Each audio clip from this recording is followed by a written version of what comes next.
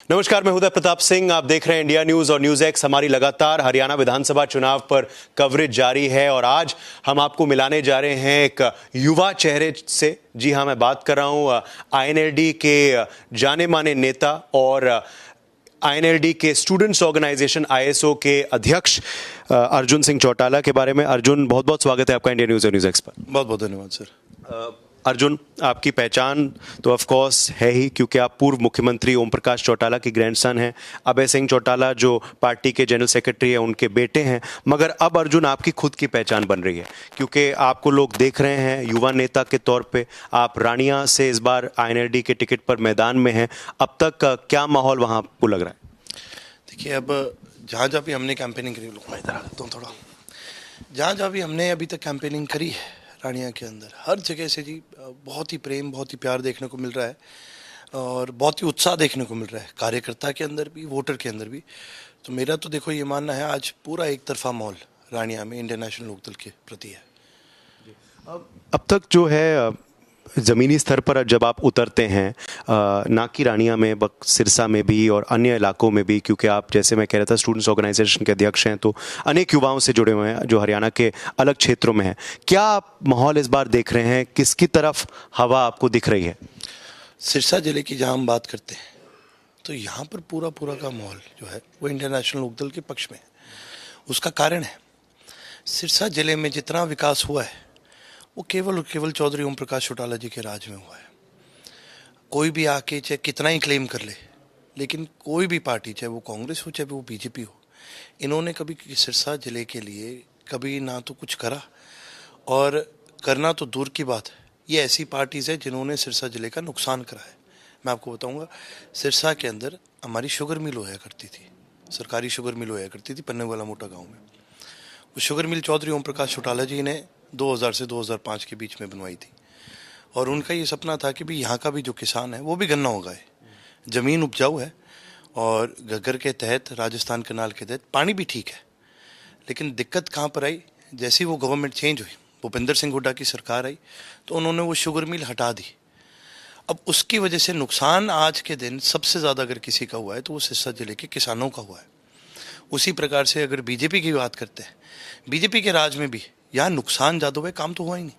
यहाँ बीजेपी के राज में चिट्टा को बहुत ज़्यादा बढ़ावा मिला, प्रशासन ने बिल्कुल डील छोड़ दी, और उसकी वजह से जी आने वाली जो हमारी पीढ़ियाँ हैं, जो यंगर जनरेशन जो आ रही हैं, जो 22 साल के, 21, 22, 18 साल के जो लड़के हैं, जो पढ़ाई लिखाई करके अपनी, किसी को अपने करियर में आगे बढ़ना है, वो बढ़ नहीं पा रहे, क्योंकि एक बार कोई इसकी चपेट में आ जाए, निकलना बहुत ज़्यादा मुश्किल हो जाता है। आपके सामने इस बार मेहमान में आपके रिश्तेदार भी हैं, रंजीत सिंह चौटाला।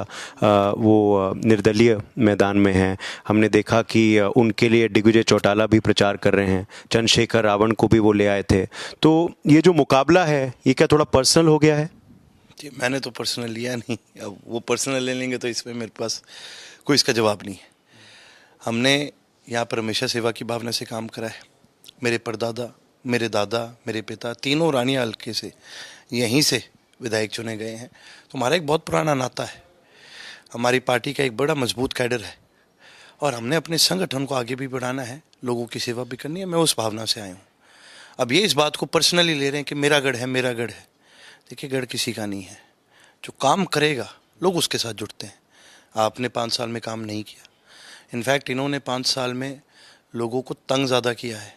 किसी पे जाली मुकदमे बनवाने, किसी पे रेड करवाने, किसी पे छापे मरवाने, ये अच्छी राजनीति नहीं, अच्छी राजनीति है, और इसका खामियाजा इनको भुगतना पड़ रहा है।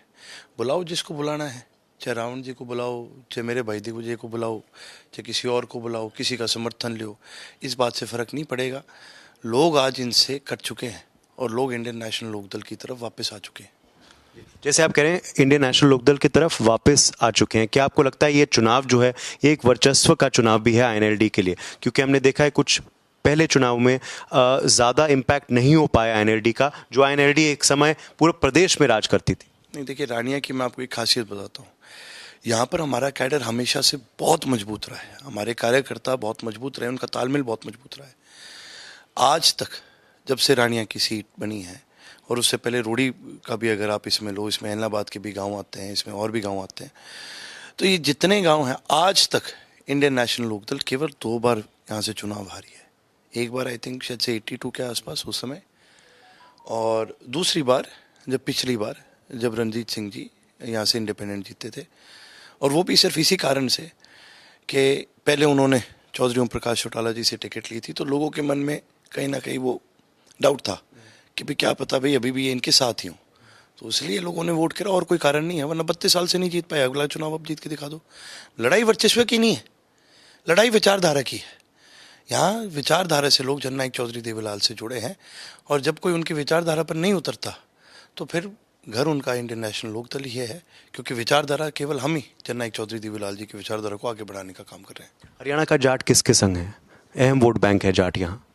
देखिए, बात जाट की नहीं है, जैसे कि मैंने कहा, बात विचारधारा की है। आज हम 36 बिरादरियों को साथ लेकर के चल रहे हैं, जाटों को भी साथ लेकर के चल रहे हैं, जट सिखों को भी लेकर चल रहे हैं, हर बिरादरी से, कमो बिरादरी से, एससी बिरादरी से, ओबीसी बिरादरी से, सभी साथ हैं हमारे। और उसका कारण है, जैसे कि मैंने आपको बताया, विचारधारा की लड़ाई। जननायक चौधरी देवीलाल ने अपने सारे जीवन में हमेशा आम लोगों की लड़ाई को लड़ने का काम करा है, गरीब तबके की लड़ाई को लड़ने का काम करा है, उसी लड़ाई को हम आगे बढ़ा रहे हैं। आखिरी सवाल आपसे, आपके पिताजी से भी हमने बात की थी, उनका प्रेडिक्शन है इस बार हरियाणा में हंग असेंबली होने वाला है, क्योंकि बीजेपी जा रही है और कह रहे हैं कि कांग्रेस का ग्राफ भी कम होते जा रहा है। इसका मतलब कि क्या आप किंग मेकर बनेंगे? और अर्जुन, क्या आपको लगता है कि आईएनएलडी का और गठबंधन, क्योंकि है आपका बीएसपी के संग, लोकहित पार्टी के संग, तो रुख किसकी तरफ रहेगा? हम किंग बनेंगे, हम किंग मेकर नहीं बनेंगे। हमारा रुख जनता के साथ है, जो जनता का फैसला है हम जनता के साथ चलेंगे। और चौधरी अभय सिंह जी कोई ऐसे इंसान नहीं है, कोई डिप्टी के पद में या किसी पद के लालच में किसी के आगे झुक जाएंगे, किसी के द्वार पर चले जाएंगे। ये अपने आप देख लेना, कांग्रेस वाले हमारे दरवाजे खड़खड़ाने शुरू कर जाएंगे इलेक्शन रिजल्ट के बाद, क्योंकि इनको चौधरी अभय सिंह जी की जरूरत पड़ेगी। बहुत बहुत शुक्रिया हमारे संग जुड़ने के लिए, और आपको 8 अक्टूबर के लिए we wish you all the very best. बहुत बहुत धन्यवाद सर। ये थे अर्जुन चौटाला, जो दावा कर रहे हैं कि आईएनएलडी जो है किंग मेकर नहीं, किंग बनेगी हरियाणा में, और इनको बहुत अच्छी जीत मिलने वाली है, ऐसा ये कह रहे हैं रानिया विधानसभा में। कैमरामैन दिनेश ठाकुर के संग उदय प्रताप सिंह, सिरसा,